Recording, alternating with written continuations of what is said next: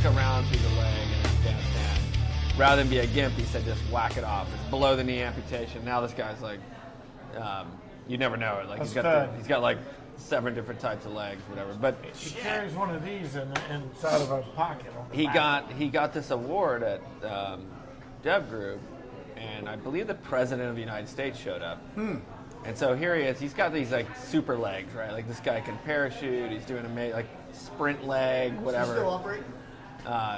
Not still operating. Did go back to Afghanistan with a fake leg and operate. So he's getting this award in the compound, and he gets this pirate wooden leg made up.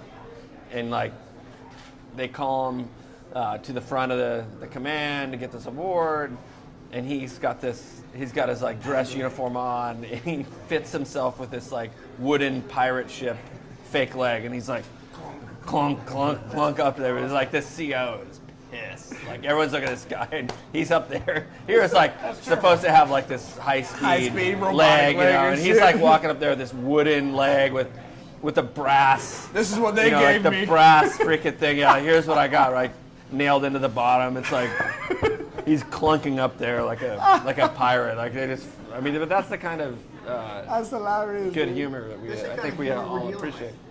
Definitely some gallows. Hey, if you can't fucking laugh at your dark days, man, what can you do in this All right, time? Jim. So you got to have some crazy practical jokes. So somebody's gonna get hurt, and somebody's butt's gonna hurt. I think And then it ends up at Denny's. Jim, here it comes. That's called a barracks. I think it started with pranks on the public. Was that the first one? Yeah. So when we were in Panama, I thought about you. When Noriega died, not Noriega, the guy before him. Anyway. Jim? John. It's not a history lesson here, by the way. I know. So we're down in Cologne, and we dressed up one of our guys with a bandana and put on the general's uniform and all that, put him in a coffin, went right down the middle of the street of downtown Cologne with a jukebox on our shoulders. And this old cowboy is going home. And it pissed off the local population quite so much they had to restrict us back to to Fort Goulet for 3 fucking days. That is before they would let us go back to the bordellos. I can't believe that they didn't think that was funny. It was fucking hilarious. So what else? Any other? Practical jokes? Yeah. A few. We had a team leader when I was in the Philippines. That we didn't. This is gonna be good.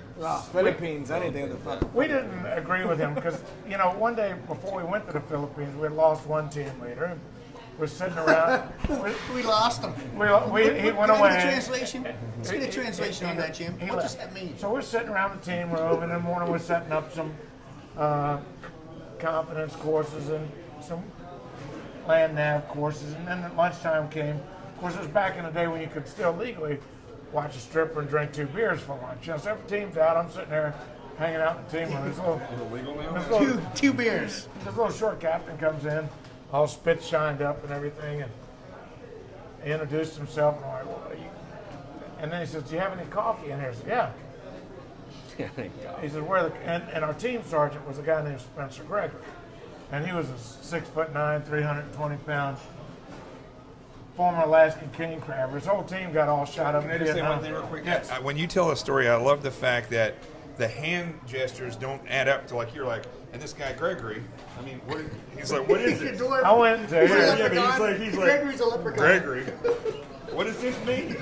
So he's a big, huge guy. He's like 6'3". He's a big guy. I can fit him right here. To put it in point, when he was in Vietnam, his whole team got wiped with him and one other guy.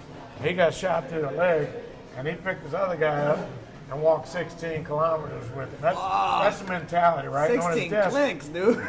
Yeah, and on his desk, he had one of those big, gallon steel coffee pots and a sign behind his desk that says, be careful. Bitching can be hazardous to your health. And this guy comes in all spit shined up, and he's like, "That's my new company motto." It's a great one. He says, "You have coffee?" "Yeah, right over here on Team Sergeant's desk." He goes, "I thought he already met. I'm your new team leader." Right out of West Point, punched the tickets, went to the courses, never had any real assignments. And he said, "Any cups?" I said, "Yeah, top drawer of the file cabinet, I'll get you one." He sees the team sergeant's cup, which is about that big and never been washed. It's got all that brown gunk shit in there. And he goes, I'll use this one. I set up oh, you haven't met Spencer yet, have you? He goes, no, but it'll be okay. I'll clean it up. So he drinks coffee, cleans it all up, sets it back down. And Top, he's a smart guy, right? He comes in from lunch and his coffee's his first thing, right? He looks over there and sees that clean cup. And old Captain's trying to shake his hand. He goes, hold on a minute, Cap. He goes, what's that? He goes, sets his cup down on the desk, pulls his wanger out and starts rubbing her all around in the cup. And he's like, what are you doing? He goes, don't worry, Captain. That's the way I always clean my fucking cup. This guy, this guy runs out of the team room spitting and shit.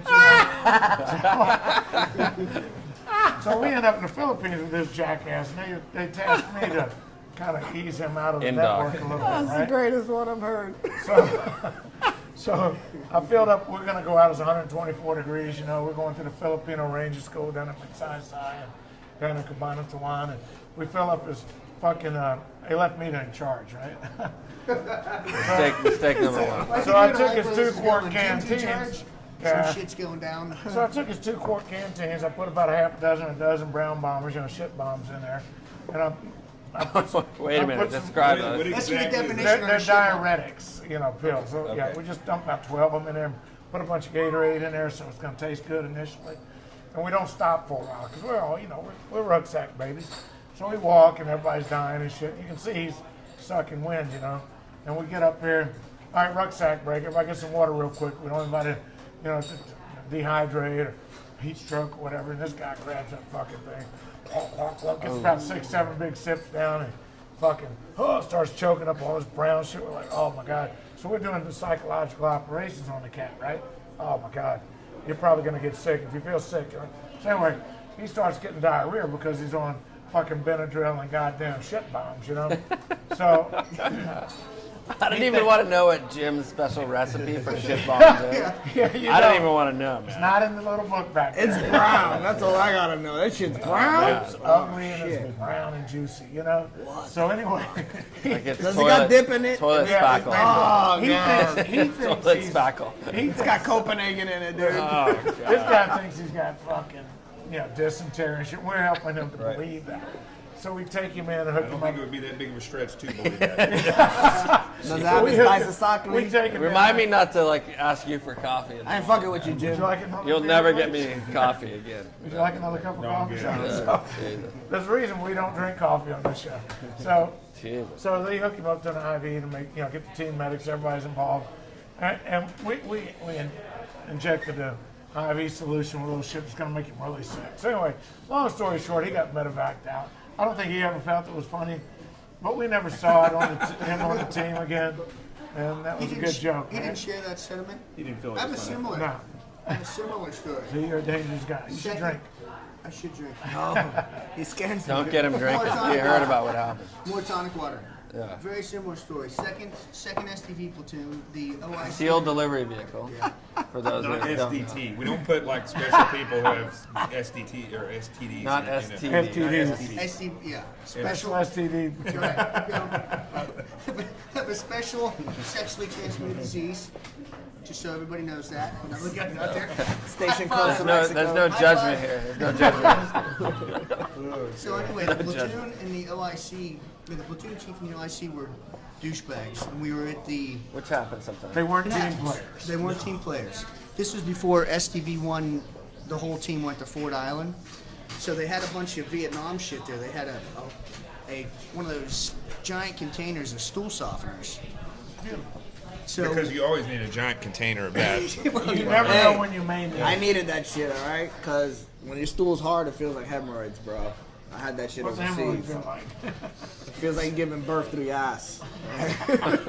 There's been a lot of ass talk on this show. That is the tape. Hey, if you've been in country with some wild shit going on in the air, you know better. That's what happens. Now we know what happens when we add the Marine Corps to the mix. So we took the stool softeners and we lined the inside of the coffee pot.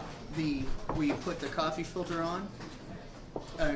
There's that plastic container, so we lined the inside of that for the chief and the OIC. Always we did add it for Benadryl. we did it for like weeks, and both of them They kept going to the corpsman thinking, something's going on. And finally the corpsman came to us and said, man, you gotta cut that shit out. They both lost. They got dehydrated. They get dehydrated. They both lost like 15 pounds. It's like, dude, you're gonna send them to the fucking hospital. You need to cut that shit out. So you double down on it. That makes it funnier. So we part of double the down on it, they're concoction is dead now. Benadryl whenever you do that. Oh, they look like Somalis right now. But the same guy got. Were you there at SDV1 where they had a chief from Team 5, who was a chief when I met him, but he wasn't a chief. He was a first class.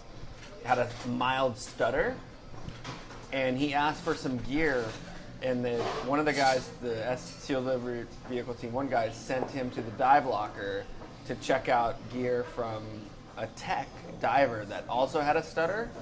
So these guys both had a mild stutter. So this guy goes you'd be fucking brutalized. the guy goes to ask him, he's like, hey, can I have one of those fucking pieces of equipment? And so the dive guy thinks that he's making fun of him. And he's like, fuck you, man. And so they each thought they were making fun of each other. And these guys ended up in a ball of fucking mess, like fighting, just like, and they had to rip them apart. And they both legitimately had a stutter. That was the fucking best story I've ever heard. Oh yeah, these guys were swinging, man. Within 60 seconds, a fucking ball of fucking fists and fury on the ground. Fuck you, no. Yeah. Fuck you, Fuck you. Oh yeah. Fuck. And people think that we're all squared away. We're just a small